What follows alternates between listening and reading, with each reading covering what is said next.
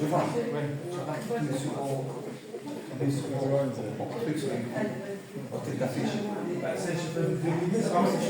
Ah, ça va pas. Ah, d'accord. Ah, ok, ça va, ça va. À mon avis, je pense que si on va à un moment donné, une personne a un second, je sais pas comment il fait. Je vais essayer de voir, je sais pas. Non, mais je suis un chef, il faut Oui.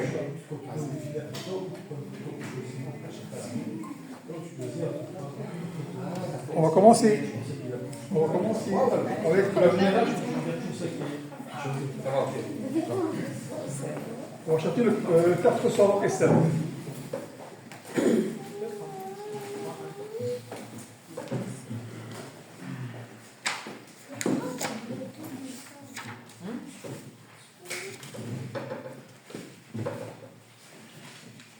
Abba, Père, Abba, Père, en mon cœur plus serein, car bientôt je l'espère, j'entendrai le refrain de ce nouveau cantique, ce chant victorieux.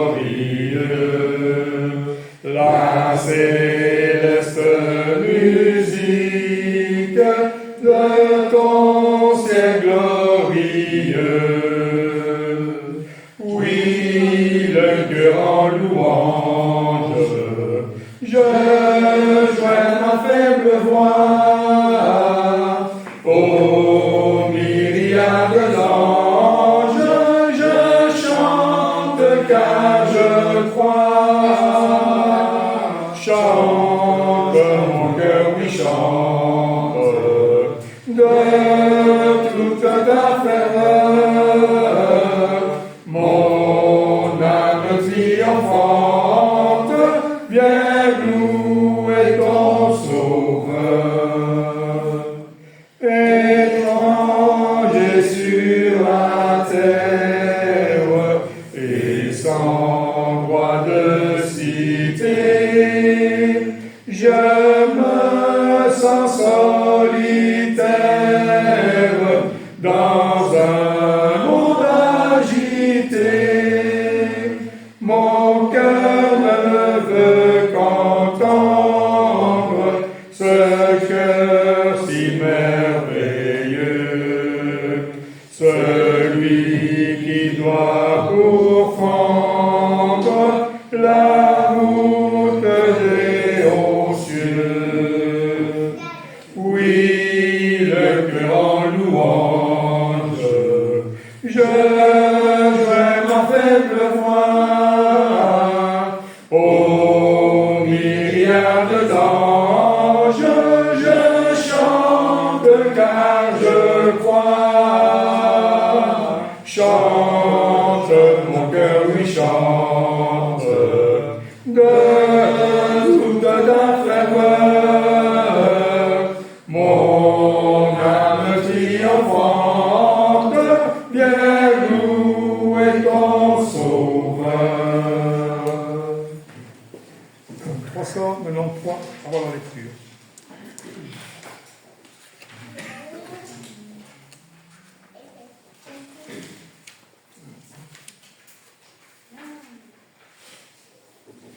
Viens mon âme, te réclame, car c'est toi qui m'as cherché.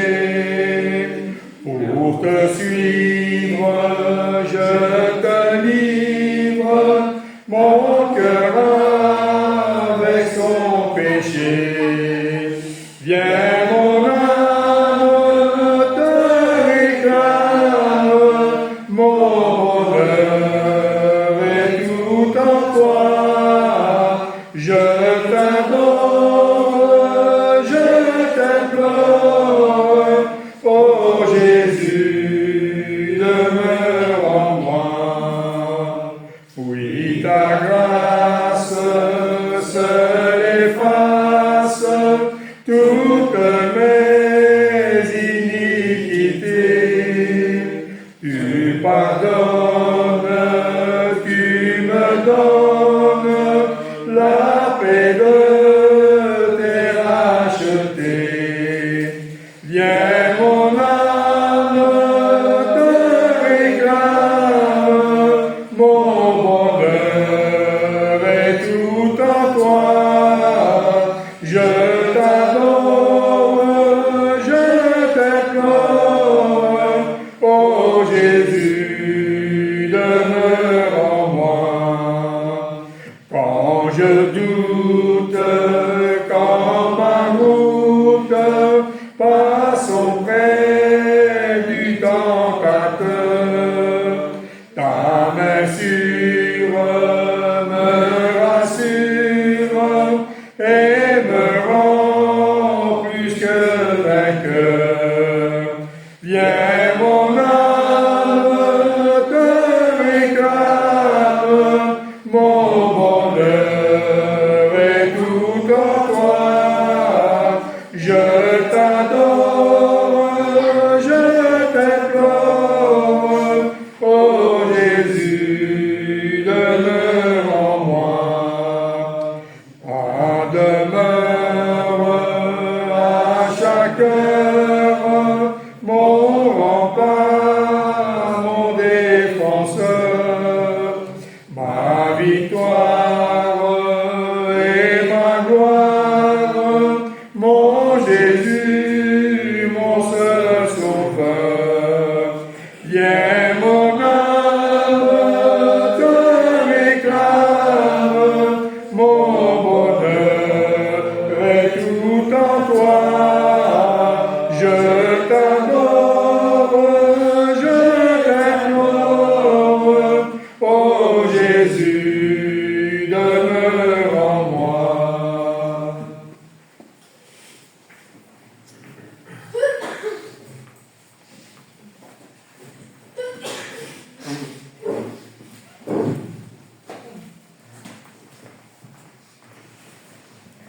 Vous savez, bonjour, dit Hélène. Hélène dit bonjour à tout le monde. Que le vuiez.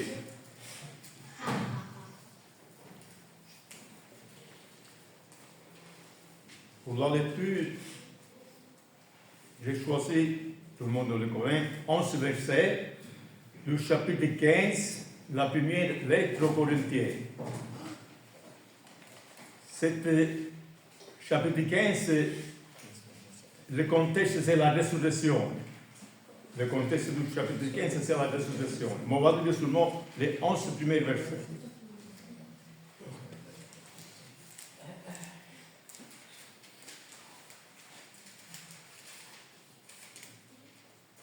Je vous rappelle, frères, l'évangile que je vous ai annoncé et que vous avez reçu, dans laquelle vous avez persévéré et par laquelle vous êtes sauvés. Si vous le retenez tel que je l'ai annoncé, autrement vous auriez cru en vain.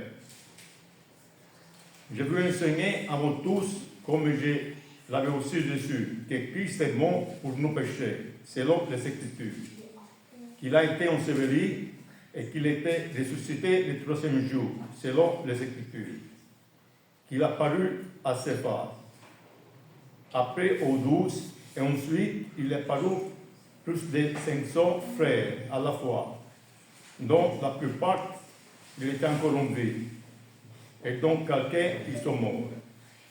Ensuite il a paru à Jacques, puis à tous les apôtres. Après tous, il m'est aussi apparu à moi, comme l'apôtre, car je suis le moindre des apôtres. Je ne suis pas digne d'être appelé apôtre parce que j'ai persécuté l'Église de Dieu. Par la grâce de Dieu, je suis ce qui je suis, et sa grâce vers moi n'a pas été vaine. Loin de là, j'ai travaillé plus que tous, non pas moi, toutefois, mais la grâce de Dieu qui est avec moi. On sait donc, c'est qu'il soit moi, qu'il soit eux, voilà qu'est-ce que nous prêchons. Et c'est que vous avez cru. C'est cela que vous avez cru. Je vous mentionne tout le monde du verset. Quand Paul au verset 10 Paul il dit comme ça, hein. La grâce de Dieu, je suis ce qui je suis, et sa grâce vers moi n'a pas été vaine. C'est-à-dire, peut-être que c'est vrai, on a la grâce de Dieu, on recevait pour grâce, hein. Mais ce n'est pas que la grâce doit être vaine, même pour nous. Pourquoi des fois, il est vain. Hein. Si nous marchons à droite, si nous on ne persévère pas juste à la paix, la grâce de Dieu, c'est vain. Voilà, comme il dit Paul, sa grâce en moi n'est pas en vain. Pourquoi Paul il a travaillé plus que tous. Le premier verset, qu'on y dit, c'est presque la même chose. Hein. Pourquoi l'évangile qu'on a reçu, si on regarde comme on l'a compris, comme il est écrit, nous sommes sauvés. L'évangile, sont touchés. Mais vous êtes sauvés si les retenez tel que vous l'annoncez. Sinon, vous savez plus en vrai. Et le premier verset, il dit, vous savez persévérer, dans laquelle vous persévérez. Comme on a étudié la première épître de Pierre, c'est toujours persévérer. L'apôtre Paul aussi. Si nous, on persévère jusqu'à la fin, ça va. Mais il faut retenir l'évangile tel que Paul l'a annoncé. Actuellement, nous croyons en vrai, comme la grâce. On est sauvé pour grâce, mais peut-être la grâce est tombée. C'est pas ce que nous faisons. C'est ça que je voulais dire, partager les deux versets. Merci.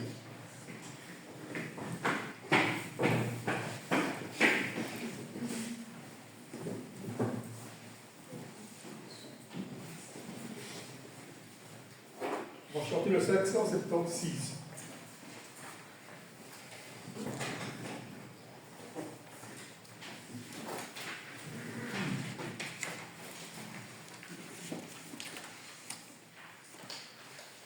Laisse ta folie, enfant égaré, reviens à la vie, sois délivré, âme prisonnière, pense à la maison de ton Dieu, ton Père, crois au pardon. Tu t'embrasses en joie, sans Dieu, sans ami,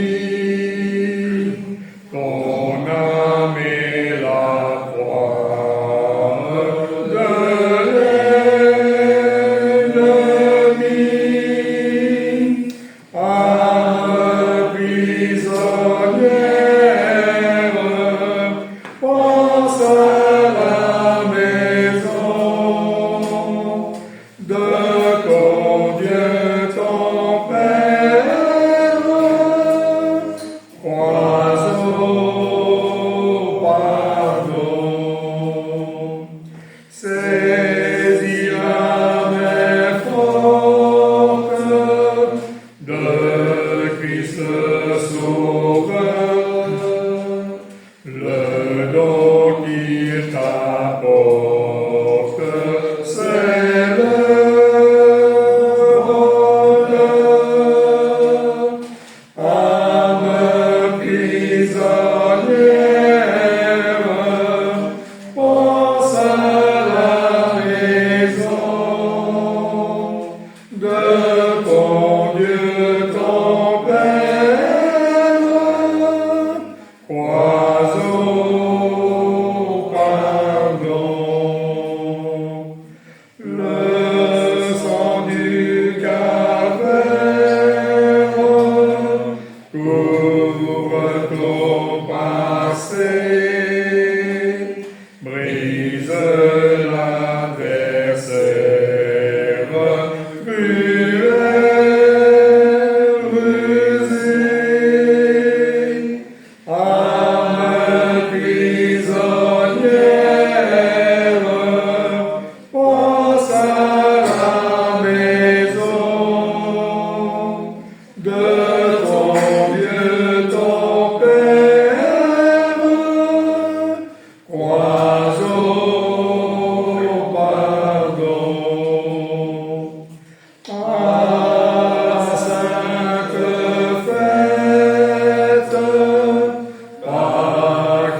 s'introduit, là ta place est prête, tout près de lui, âme prisonnière,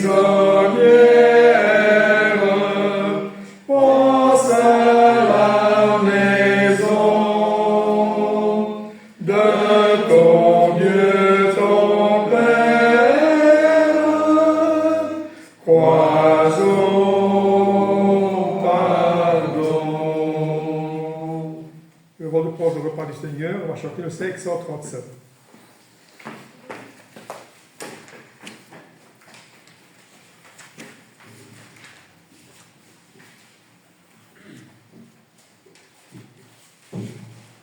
J'entends ta douce voix, Jésus, je viens à toi, je viens au Sauveur de moi, dans le sang de ta croix.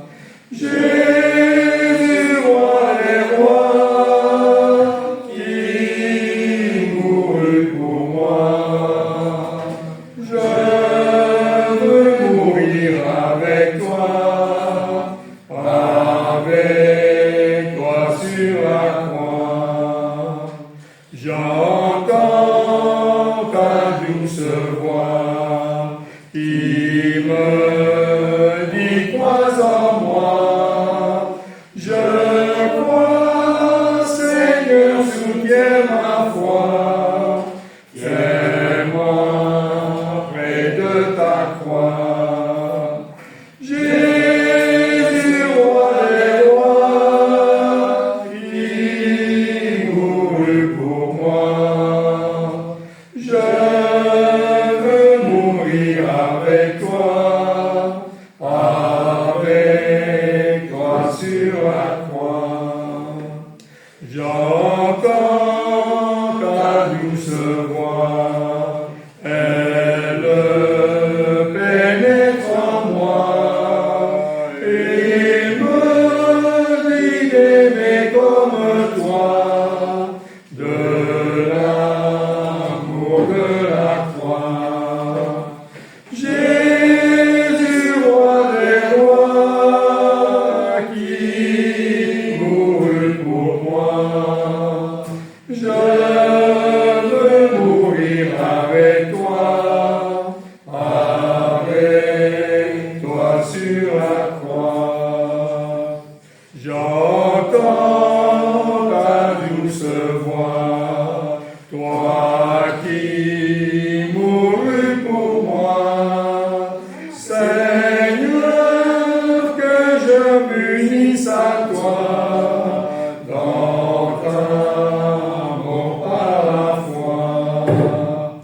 Jésus, roi des rois, qui mourut pour moi. Je veux mourir avec toi sur la croix.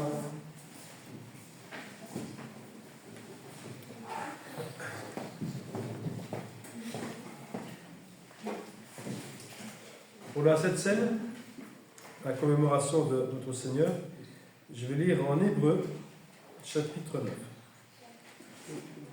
On va parler un peu de la loi ce matin, je vais en parler un petit peu. Hébreu, chapitre 9.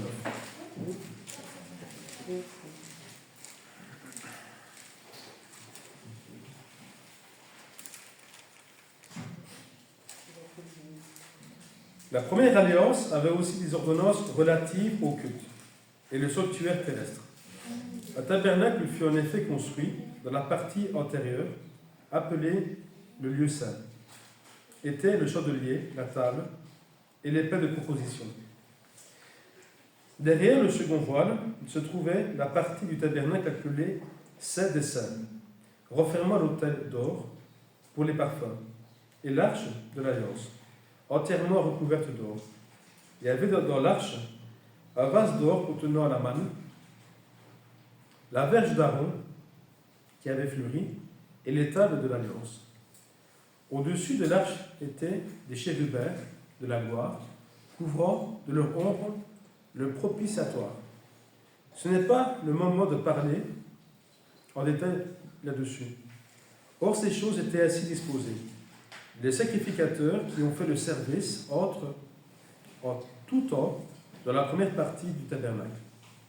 Et dans la seconde, le souverain sacrificateur seul entre une fois par an.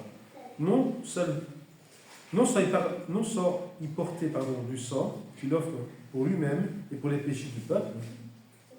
Le Saint-Esprit montrait par là que le chemin du lieu très saint n'était pas encore ouvert, tant que le premier tabernacle subsistait.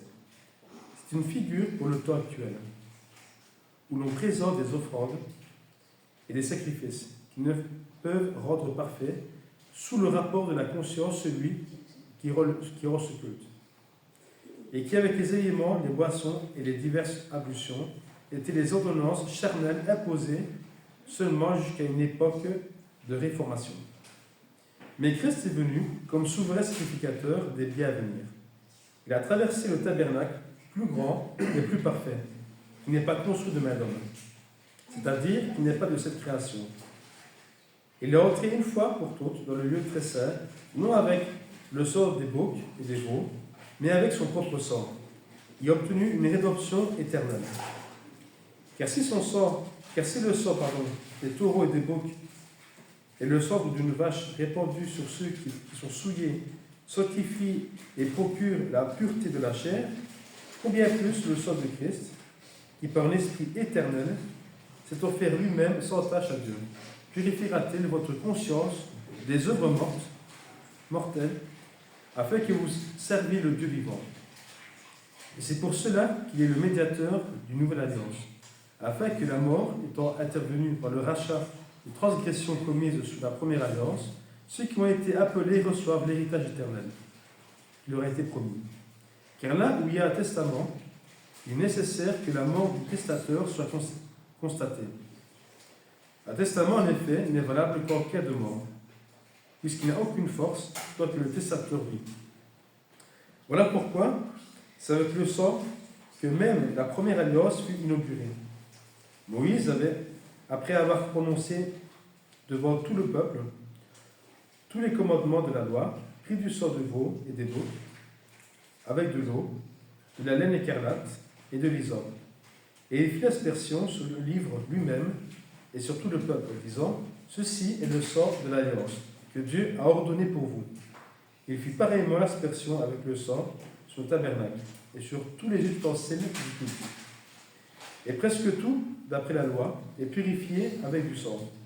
Et sans effusion de sang, il n'y a pas de pardon. C'était donc nécessaire, puisque les images des choses qui ont dans les cieux doivent être purifiées de cette manière, que les choses célestes elles-mêmes ne fussent par des sacrifices plus excellents que ceux-là. Car Christ n'est pas entré dans le sanctuaire fait de main d'homme, en imitation du véritable, mais il est entré dans le ciel même, afin de comparaître maintenant pour vous devant la face de Dieu.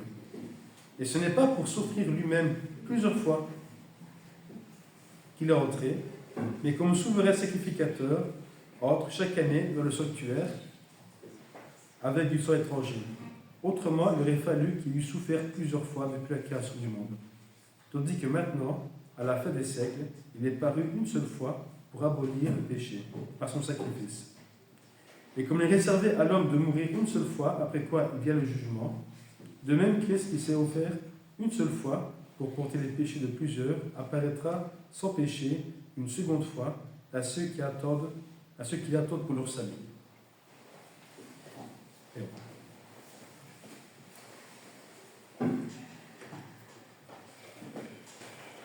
Père éternel, nous voulons, Seigneur, par cette lecture, Père, nous rappeler, Père, que tu es mort pour chacun de nous, Père.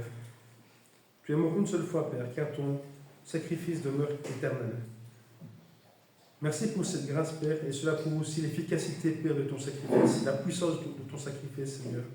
Nous voulons encore une fois, Père, te remercier pour le sacrifice de ton Fils Jésus-Christ, car il a subi beaucoup de choses, Père. Il est mort il y a plus de 2000 ans, Père. Il a supporté beaucoup de choses à cause de nos faiblesses. Pardonne-nous, Seigneur, que nous puissions venir à toi avec un cœur sincère devant ce repas, Père, pour nous rappeler que ce sont les conséquences de nos actes, de l'homme, qui ont porté à des horreurs pareilles, Père. La mort de ton Fils Jésus-Christ, à toi de souffrance et de nos cris, Père. Merci pour ce repas que nous prenons en sa mémoire, pour ne pas oublier ce que tu as fait pour chacun de nous, Père, il y a plus de 2000 ans. Merci pour ce pain qui présente son corps, qui a été brisé pour chacun de nous, Seigneur. Dans son nom précieux, nous voulons te prier et te remercier. Amen. Amen.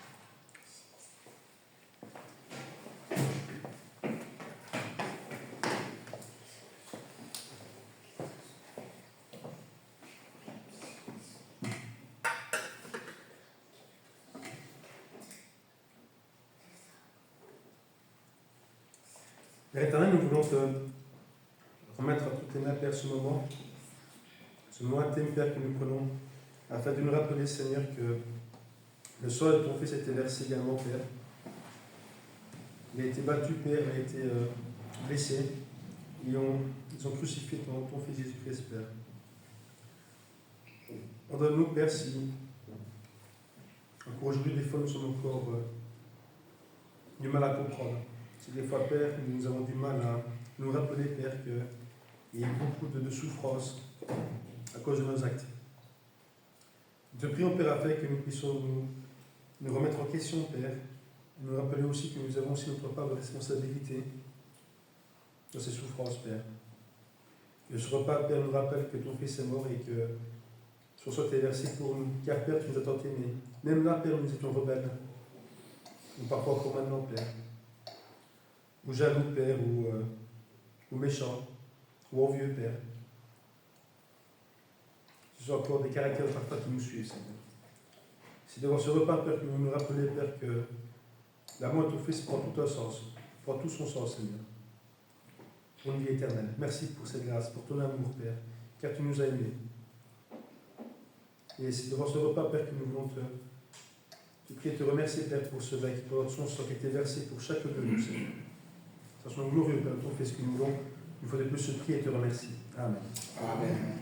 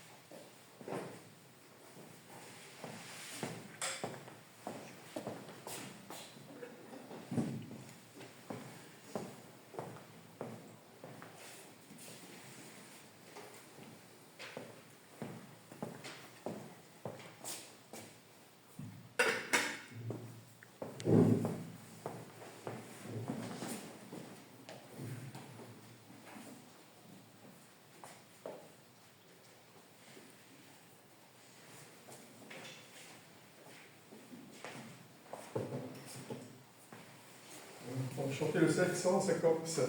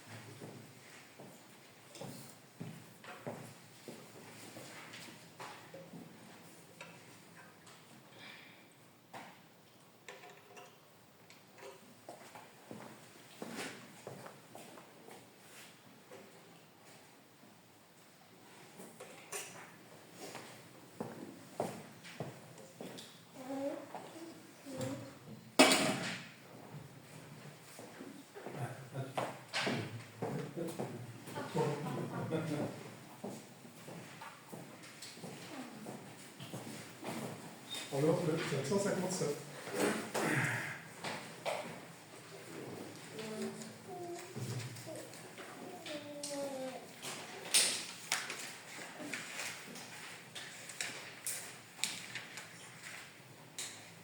Entends-tu le chant joyeux, Jésus sauve aujourd'hui, il retentit en tout lieu, Jésus sauve aujourd'hui, c'est un cri de délivrance, un cantique d'espérance, qui remplit l'espace immense, Jésus sauve aujourd'hui. Partout élevé la voix, Jésus sauve aujourd'hui. Vaillant héros de la croix, Jésus sauve aujourd'hui. Apparaît, Jésus t'appelle, réponds au loin la nouvelle. Encore est-il le plus belle, Jésus sauve aujourd'hui. Répète aux pécheurs contrits, Jésus sauve aujourd'hui. Ce que le mal a servi, Jésus sauve aujourd'hui. Va jusqu'à l'île lointaine, brisez du captif la chaîne, retirons que dans la peine, Jésus sauve aujourd'hui. Jusqu'au confins des déserts, Jésus sauve aujourd'hui. Jusque par-delà les mers, Jésus sauve aujourd'hui. Que d'un pôle à l'autre pôle, courra cette parole, qui relève, inspire, console, Jésus sauve aujourd'hui. Devant l'exhortation, le 728.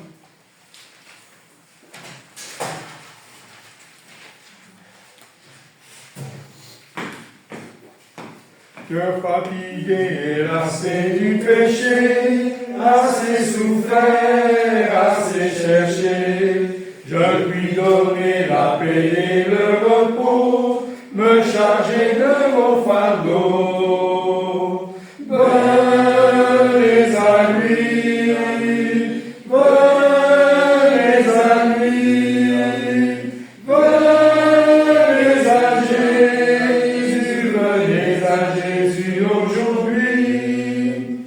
Vous tous pécheurs condamnés par la loi, venez à moi, venez à moi. Vous recevrez en vos cœurs dès ce jour le pardon du Dieu d'amour. Venez à lui, venez à lui,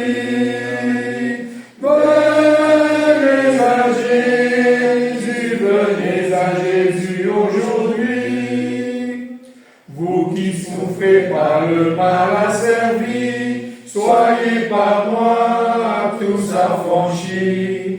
Oh, venez tous travailler et changer, et vous serez soulagés. Venez à lui, venez à lui, venez à Jésus, venez à Jésus aujourd'hui.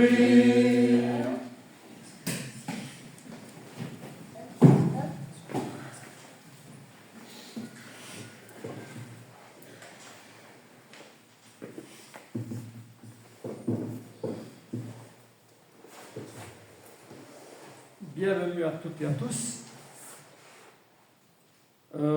Comme vous savez, l'après-midi a été annulé vu la météo à Solvaster, hein, donc c'est rapporté pour une prochaine fois, on reviendra. Dimanche prochain, c'est le premier dimanche du mois. Donc normalement, il y a un repas qui est prévu. Hein.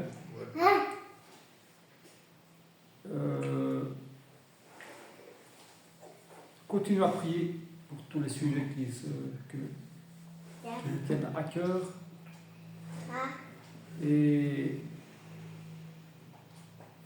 tout à l'heure, j'essaie toujours de faire un lien avec ce qu'on a vu de l'étude, pas toujours, souvent, de faire un lien avec ce qu'on a vu lors de l'étude. Et en fait, j'ai remarqué que une lecture qui a été faite tout à l'heure, en 1 Corinthiens chapitre 15, peut être reliée à l'étude.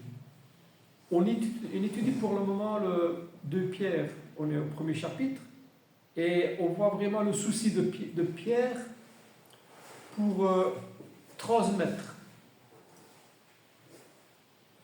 cette foi qui est exemplaire, qu'il possède, la transmettre par amour à ses frères et sœurs. On voit vraiment ça dans l'Épître. On pourrait se dire chrétien et par manque d'amour fraternel, par manque d'amour pour son prochain, garder ça un peu comme celui qui cache son trésor dans le sable, dans la terre, et voilà, c'est pour lui. Et le reste, chacun... Non, l'amour de Pierre fait qu'il essaye, avant de mourir, transmettre la bonne nouvelle et fortifier ses frères et sœurs pour qu'ils n'abandonnent pas. Et ça nous concerne alors. Pas seulement pour les contemporains de Pierre, pour ceux que Pierre connaissait, mais ça nous concerne nous. Parce qu'il était soucieux que nous ne perdions pas notre espérance. Par amour. Et cette foi forte, cette foi exemplaire, nous dit Pierre dans la deuxième partie du chapitre, on l'a vu ce matin, eh bien, il dit, je ne vous raconte pas des salades, comme on dit aujourd'hui, hein, comme on en entend trop souvent aujourd'hui. Ce n'est pas des fables, comme il dit que je vous dis, je vous raconte, mais ce sont des choses certaines, en tout cas certaines pour lui, parce qu'il avait été témoin de choses importantes. On aurait bien voulu quand même avoir cette foi fondée sur des choses qu'on aurait vues et entendues. Eh bien, Pierre dit, ces choses, je les ai vues et entendues, en partie, mais pas que ça. C'est vrai que j'ai vu et entendu ce que le Fils de Dieu a fait durant son ministère. Je l'ai accompagné et il m'a enseigné des choses particulières, on va le voir après. Mais ces choses, je les ai vues et entendues, donc elles sont certaines pour moi, et j'aimerais transmettre cette certitude à vous, mes frères et sœurs, afin que votre foi aussi soit inébranlable. Et là, il utilise 2 fois le verbe affermir, avec vous affermissiez votre foi. Il nous parle là. Ce n'est pas seulement sur des choses que j'ai vues et entendues, c'est aussi sur des choses que Dieu a dites. On l'a vu sur la montagne, lors de la transfiguration, il y avait Pierre, Jacques et Jean. Et Dieu a parlé. la voix se fit entendre du ciel. Celui-ci est mon fils bien-aimé en qui j'ai mis toute mon affection. Écoutez-le. Deuxième. Et la troisième, c'est tout ce que les prophètes ont annoncé de la part de ce même Dieu, de la part du même Dieu, le Père de Jésus-Christ et notre Père Céleste, qui a parlé depuis le début. On a parlé de la loi, on a parlé, et lorsqu'on lit toutes les prophéties qui ont été écrites dans l'Ancien Testament, et même la loi, on a lu le tabernacle, ce voile qui séparait le lieu saint du lieu très saint, où le souverain sacrificateur allait une fois par an, parce qu'il y avait vraiment la présence de l'Éternel, de Dieu. Et c'était un endroit tellement saint qu'il fallait prendre ses précautions pour y entrer, sinon on mourait. Et ce voile qui séparait le lieu saint et très saint, c'est celui que Christ a éliminé lorsqu'il est mort sur la croix. Et le voile se déchira. Voilà, tout ça, ça va ensemble. Et donc, lorsque les prophètes ont parlé, depuis le début, jusqu'à la fin de l'Ancien Testament, et jusqu'à la mort du testateur, je dirais presque, eh bien, ça annonçait Jésus-Christ. Et ça annonçait la mort, le ministère, la mort et la résurrection de Jésus-Christ. Voilà, tout ça, j'insiste souvent sur ça parce que c'est vraiment un garde-fou pour ne pas tomber dans l'erreur et dans les fausses doctrines, c'est qu'on soit d'accord avec tout l'évangile. Et si on garde ça, eh bien, je crois que ce serait vraiment un truc très très important, une chose très très importante. Et lorsqu'on a lu en Corinthiens, chapitre 15, souvenez-vous, Pierre, il dit, dans le verset 9-10, chapitre 1, il dit, de Pierre, il dit, « Je ne cesserai de vous rappeler. » Il avait une foi comme une montagne, hein, celle qui transporte. Et il voulait communiquer ça, il dit, « Je suis tellement certain de ça que s'il me reste un certain temps à vivre, eh bien, je vais consacrer ce temps, tant que je suis dans ce temps, dit-il, à vous rappeler les choses que vous savez déjà. Vous rappeler les choses que nous savons déjà. Et parfois, on a besoin de nous rappeler les choses que nous savons déjà. Eh bien, si vous avez fait tout à l'heure attention à 1 Corinthiens chapitre 15, c'est Paul qui parle maintenant ici, il dit la même chose. Et qu'est-ce qu'il dit le premier verset de 1 Corinthiens chapitre 15? Eh bien, il dit, je vous rappelle, frères, l'évangile que je vous ai annoncé. Il dit exactement la même chose.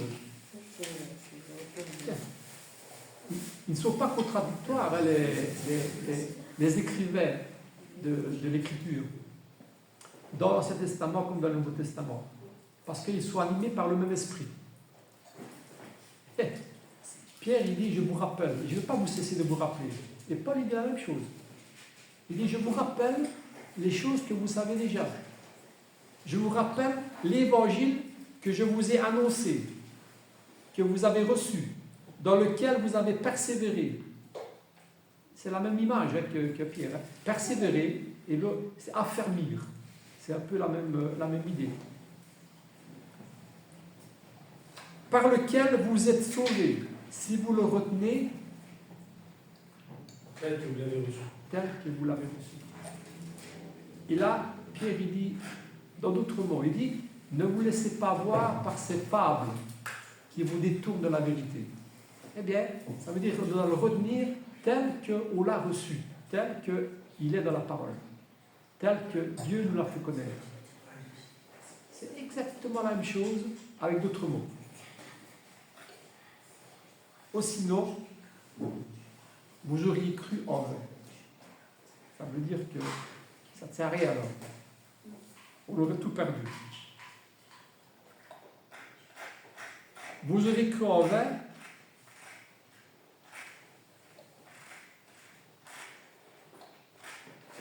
l'évangile que vous avez reçu, que Christ est mort pour nos péchés, selon les Écritures.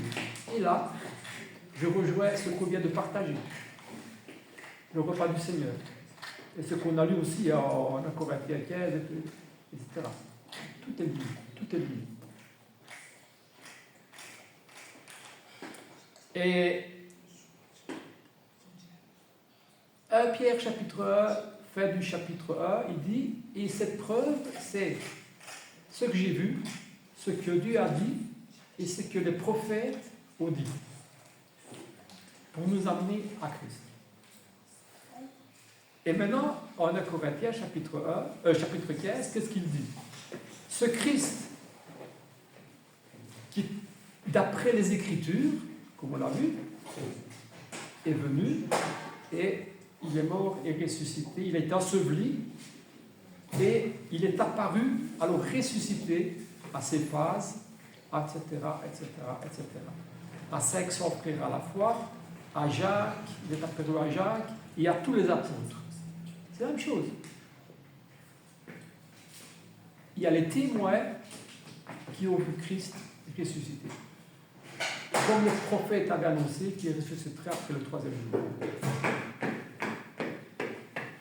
Voilà. Si on fait attention, il y a toujours des liens qui joignent une lecture qu'on fait là et une lecture qu'on fait là, souvent en tout cas. Et Pierre, il dit, moi, j'ai eu l'occasion, ce même Pierre, lorsqu'il dit, moi j'ai vu et entendu, j'ai le privilège, ce qui a rendu ma foi inébranlable, j'ai vu ce que le Fils de Dieu est venu faire ici, je l'ai vu, je l'ai touché et je l'ai écouté. Dans l'évangile de Jean, c'est un évangile où il y a beaucoup de discussions, de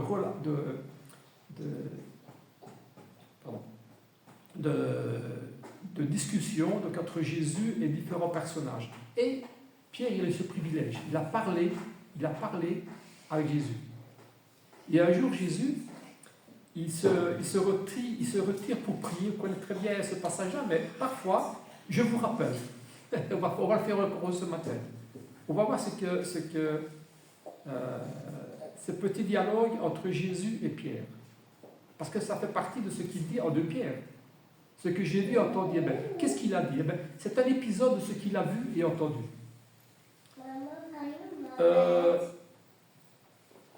En Luc chapitre 9,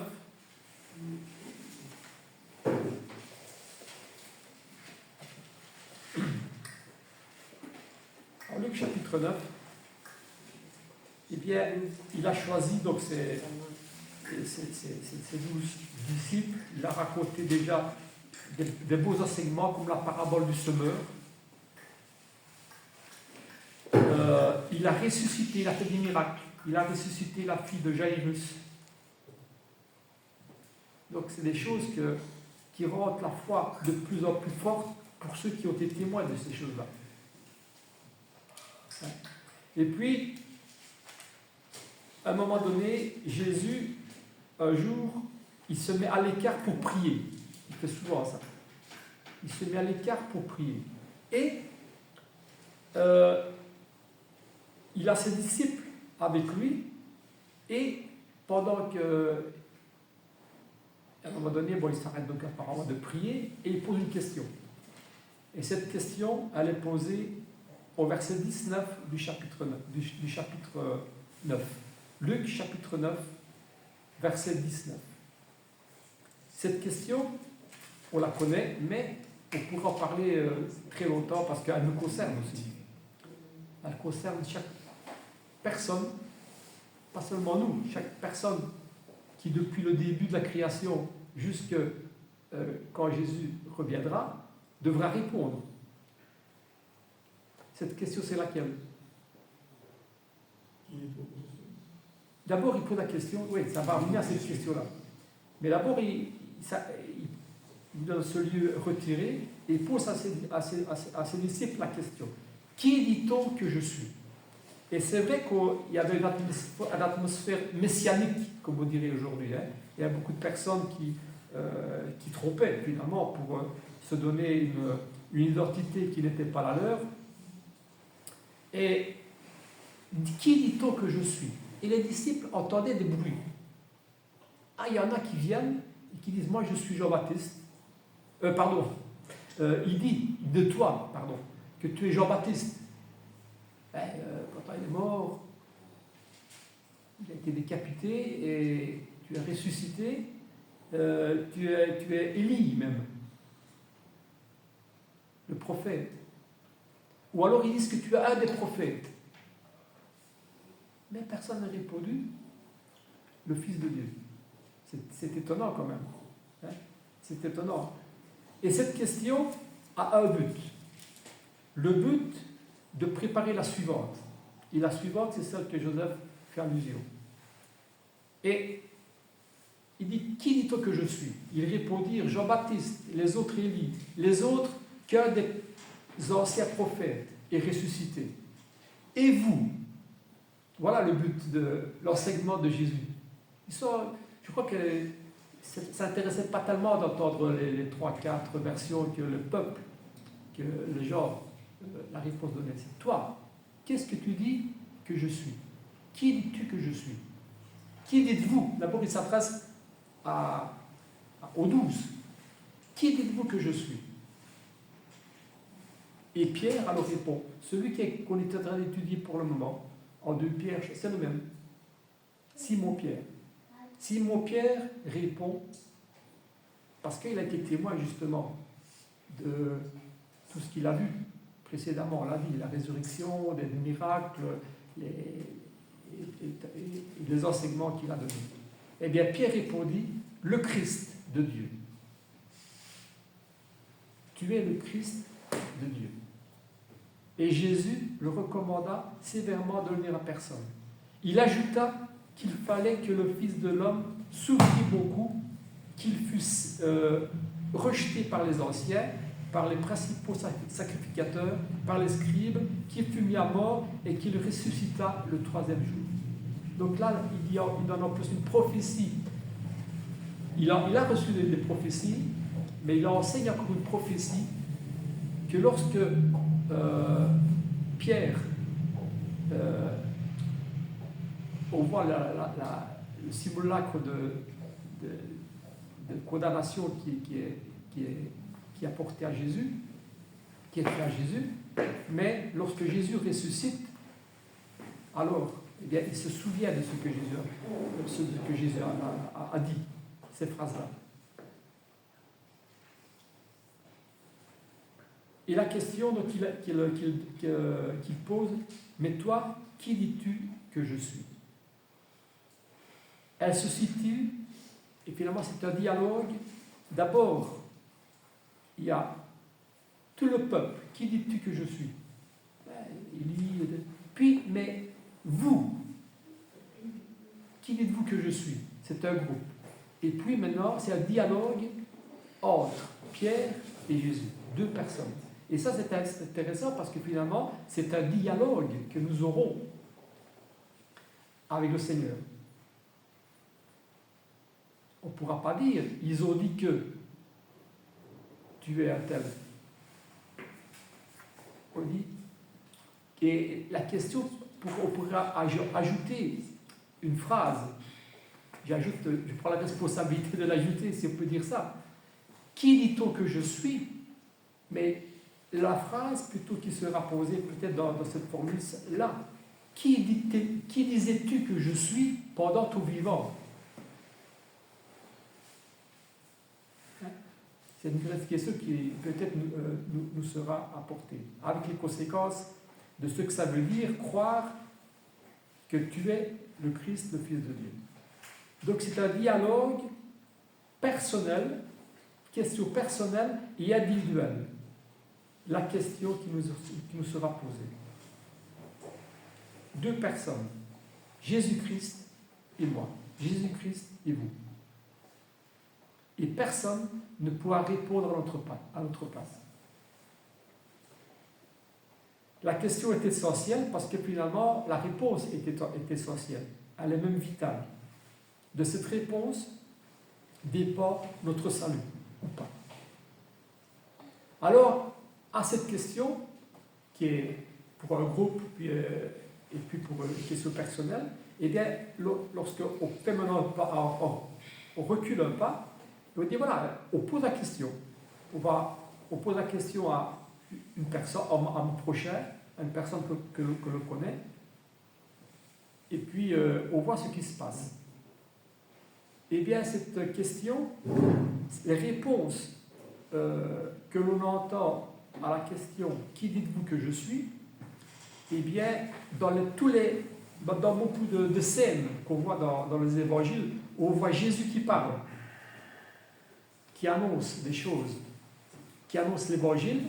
Eh bien, le groupe qui répond, eh bien, on va le diviser en 3 catégories qui illustrent tout le monde. Tout le monde. Et nous, on fait partie, à mon avis, d'une de ces catégories-là.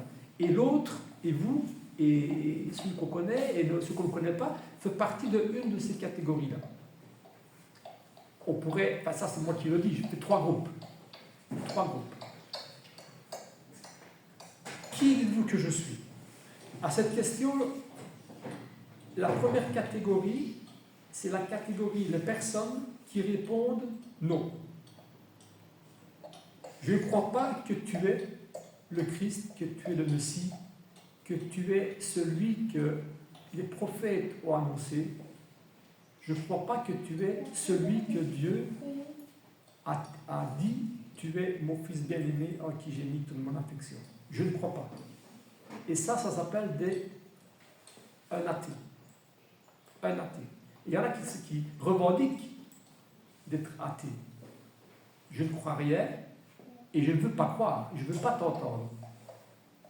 Et même lorsque Jésus a fait des miracles, lorsque Jésus-Christ est venu témoigner, eh bien, c'est ça l'image qui est donnée. Même dans l'Ancien Testament, ils se sont bouchés les oreilles, ils ont fermé leurs yeux pour ne pas entendre. Je ne veux pas. Et c'est leur droit. Non, je ne crois pas que tu es le Christ, le Messie, le Fils de Dieu, que tu es l'intermédiaire. Tu es même un imposteur. Il y en a qui l'ont dit dans la Bible. Tu es un imposteur. Ça, c'est la première catégorie de personnes. On peut se poser la question pourquoi on agit ainsi. Ça, je ne veux pas répondre pour eux, mais peut-être que c'est tout simplement la peur. La peur, et même parfois la peur de l'engagement. Parce que dire oui, je crois, ça entraîne un engagement. Puisque je crois que tu es le Fils de Dieu, je crois, je vais écouter ce que tu as à me dire. Je veux prendre le temps de t'écouter. Non. Voilà. Ça, c'est l'athée. Deuxième catégorie de personnes, c'est la personne qui dit « Tu es le Christ, tu es le Fils de Dieu, tu es son envoyé, tu es celui que les prophètes ont parlé, que tu devais venir, ceux qui nous ont annoncé, je sais qui tu es, mais, quand il y a un mais, il y a toujours quelque chose qui est en contradiction qui suit. Mais, je ne te suis pas. Et c'est leur liberté. Dieu a laissé l'homme libre. Il n'a jamais forcé quelqu'un à croire et à accepter. Mais, je ne te suis pas. Je crois que tu es le Christ, mais tu n'es pas mon maître. Tu n'es pas mon maître. Et je ne suis pas ton disciple. Ça, c'est la liberté de chacun. En effet, on peut croire et même être l'ennemi de Jésus-Christ. Et on le voit encore déjà depuis le début. Hein. Même Satan, il croit plus que nous. Mais il est l'ennemi. Donc ça, c'est la deuxième catégorie de personnes.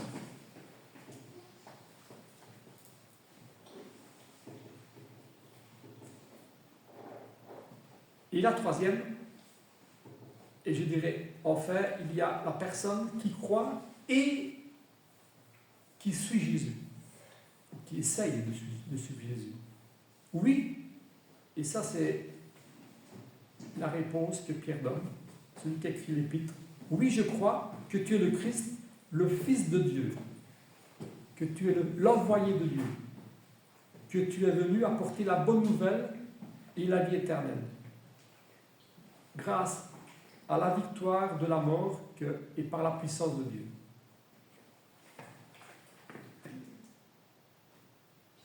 Et ça, si le premier c'était l'athée, si le deuxième c'était le croyant, et le troisième c'est le chrétien.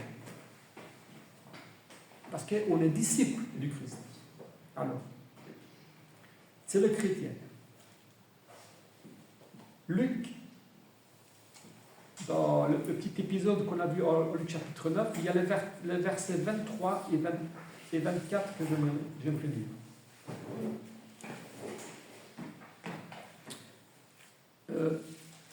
Bien que 18-19, pardon.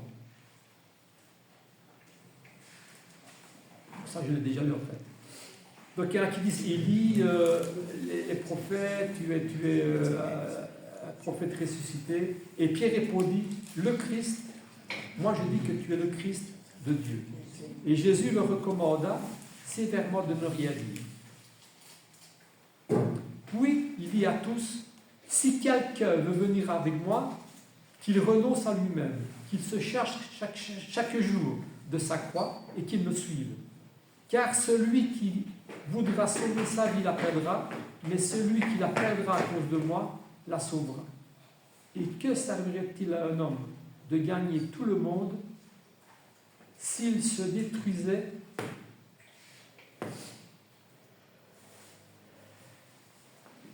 et se perdait lui-même, pardon. Voilà, c'était la réponse de Pierre et l'enjeu, on va dire. L'enjeu, tu es le Christ, le Fils de Dieu vivant. Alors, si on pose la question, on vous pose la question, si on me pose la question, on veut répondre comme Pierre. Ça, je dirais, c'est la théorie. Oui, tu es le Christ, le Fils du Dieu vivant. Mais, maintenant, en se regardant dans une glace, comme pour prendre une autre image des évangiles, nous avons besoin de grandir dans la valeur de la réponse qu'on apporte là, c'est-à-dire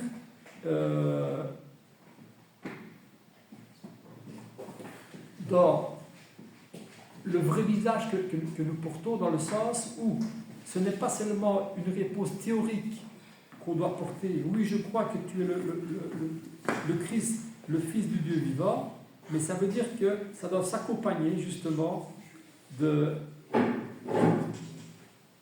la preuve de chaque mot que nous disons par notre vie de tous les jours. Voilà. Et là, chacun peut répondre pour soi. J'ai besoin de grandir dans la valeur de chaque mot que j'apporte comme réponse. Oui, tu es Jésus, le Christ du Dieu vivant. Et ça, c'est la valeur de la foi de chacun. La valeur de la foi de chacun. Et qu'on ne me dise pas qu'on arrive, non. On a besoin de grandir dans notre foi.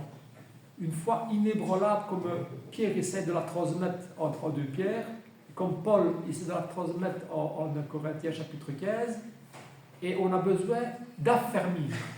Sinon Pierre, il ne serait pas vertueux à essayer. Hein? Affermir, c'est justement les fondations qui nous répondent de dire oui, je crois et je vis cette foi. J'ai besoin de grandir dans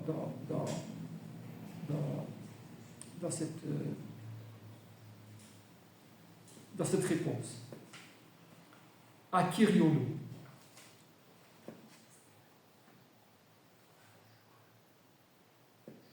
Voilà, je vais arrêter là, on pourrait encore continuer ça, mais en tout cas que ça nous exhorte à ne pas croire qu'il n'y a aucun danger, parce qu'il ne faut que ça, nos frères, hein, ici, dans les épîtres. Parce qu'il dit, quelle que soit votre situation, le degré de votre foi, eh bien, prenez garde. Prenez garde à vous rappeler les choses que vous avez déjà, et même si vous avez une petite, une moyenne, une grande foi, eh bien, avançons ensemble afin de grandir encore dans la foi. Parce que peut-être un jour, eh bien, on aura besoin d'aller puiser des réserves pour tenir debout.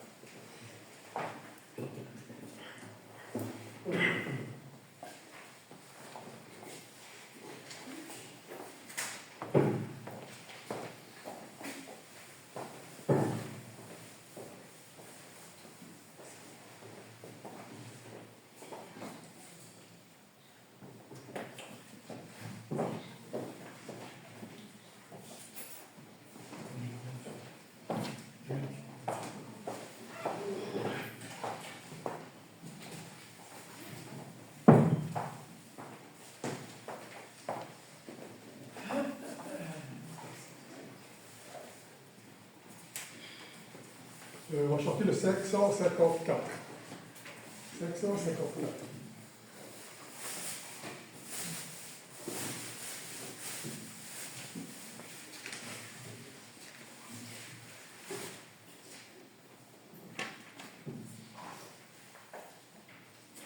On sait de tu, pauvre pécheur, la vive et joyeuse espérance. As-tu trouvé plein d'assurance un appui ferme pour ton cœur? Pour moi, j'ai mon sauveur, mon sauveur, mon sauveur. Pour moi, j'ai mon sauveur, en lui j'ai mis ma confiance. Quand ton esprit est abattu, quand ta veine gaieté s'envole, quel vent alors te console, et pour ami qui donc as-tu? Pour moi j'ai mon sauveur, mon sauveur, mon sauveur. Pour moi j'ai mon sauveur, oh quelle est douce sa parole. De ton présent, de ton passé, quand puissant la triste folie, quand tu prends en dégoût la vie, qui soutient ton cœur oppressé. Pour moi, j'ai mon sauveur, mon sauveur, mon sauveur. Pour moi, j'ai mon sauveur, sa grâce au repos me convie. Et avant la prière, le 356.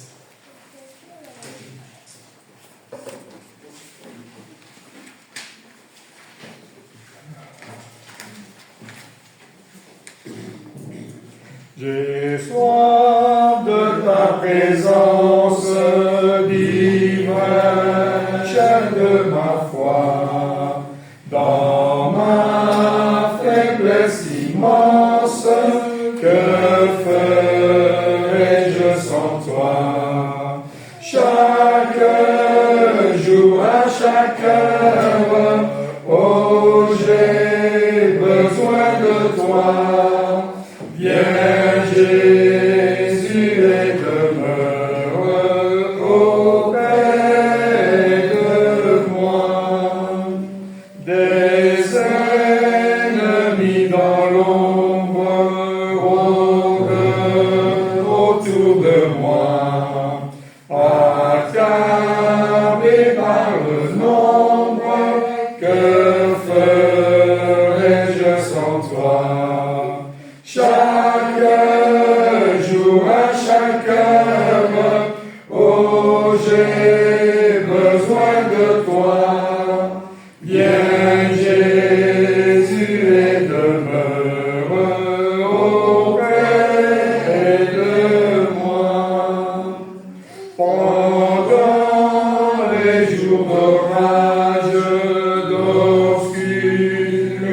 et d'effroi. Quand faiblit mon courage, que ferai-je sans toi?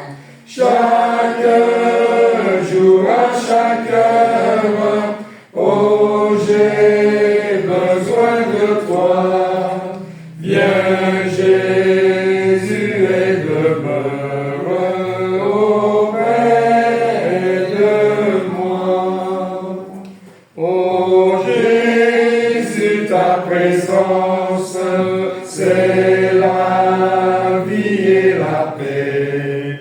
La paix dans la souffrance et la vie à jamais. Chaque jour, à chaque heure, oh, j'ai besoin de toi. Viens, Jésus, et demeure auprès de moi.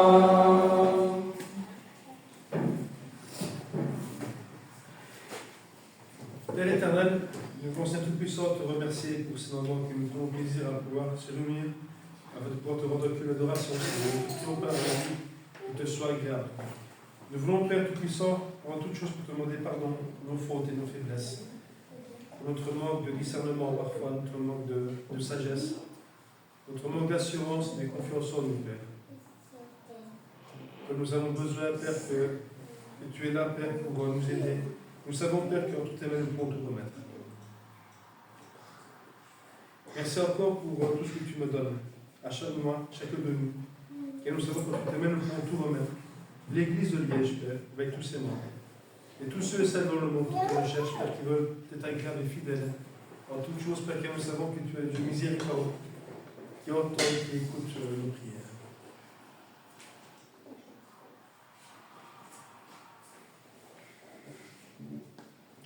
Merci encore pour tes nombreux bienfaits de chaque jour. Nous voulons encore te prier et te remercier pour l'Assemblée de Liège et tous les membres de la Cause, nos familles, nos proches. Nous pensons, Père, à Hélène, Père, qui que tu puisses être avec elle, qu'elle a agi, Seigneur. Nous pensons aussi à Carmelo et sa famille, à Confort, Père, à Brenda et son épouse. Une pensée particulière, Père, pour ma grand-mère, Père, et pour tous ceux et celles qui ont besoin de toi, toutes ces personnes que nous pouvons mettre entre tes mains, Seigneur, que tu connais, qui sont dans le monde, qui te réclament, tous ceux qui sont en de guerre, toutes ces personnes, Père, qui sont là, de la pauvreté, toutes ces personnes, Seigneur, qui sont malades, toutes ces personnes, Père, que tu connais. Et nous savons, Père, que tu peux toutes choses, Père, mais que nous puissions être patients, car tu es un Dieu, Père, qui répond aux prières aussi. Et parfois, Père, nous manquons de patience. Et c'est pour ça aussi, Père, que nous voulons te prier, Père, de nous accorder, Père, ces dons, Père, qui des fois nous font défaut, Père. Mais ça comme pour tous tes bienfaits, nous voulons pour tout remettre entre tes mains. Cette semaine qui commence, pour chacun de nous, que ce soit à la famille, à la maison, au travail, que nous puissions refléter quelle est notre vraie identité, Père. Merci encore pour tes nombreux bienfaits de chaque jour. Dans le nom précieux de ton Fils Jésus-Christ, Père, nous voulons encore te prier et te remercier.